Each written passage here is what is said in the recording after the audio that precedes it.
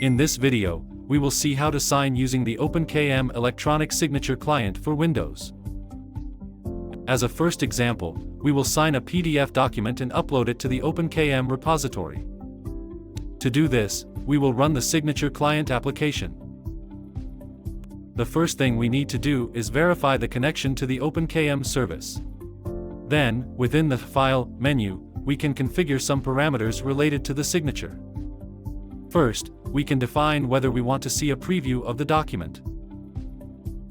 Then, if we want the signature to be visible and if we want it to be located on the first or last page or dynamically, we can select the page and the signature's position.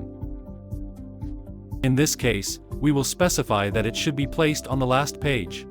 If desired, we can add a watermark to the signature. We proceed to save the changes.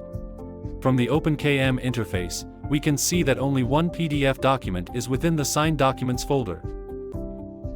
We will drag a series of documents into the signature client interface. Next, we must select a certificate and the path to upload the documents in the OpenKM repository. In this case, since we already had an existing file, it asked us if we wanted to update it. We said yes.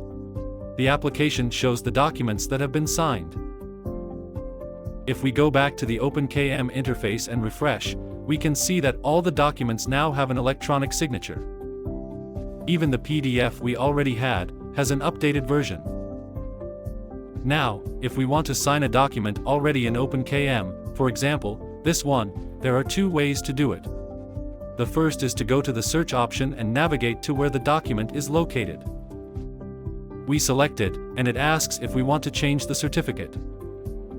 We will say no, and as we can see, the document has already been signed.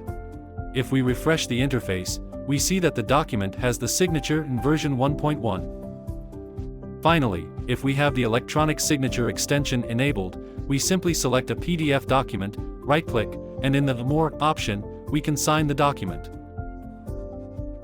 This will open the document with the signature client, ask us to select the certificate again and show us that the document has been updated. Here, we see that it is version 1.1. If we refresh, it now has version 1.2. For more information or any questions, feel free to contact us through our website form or via our social media.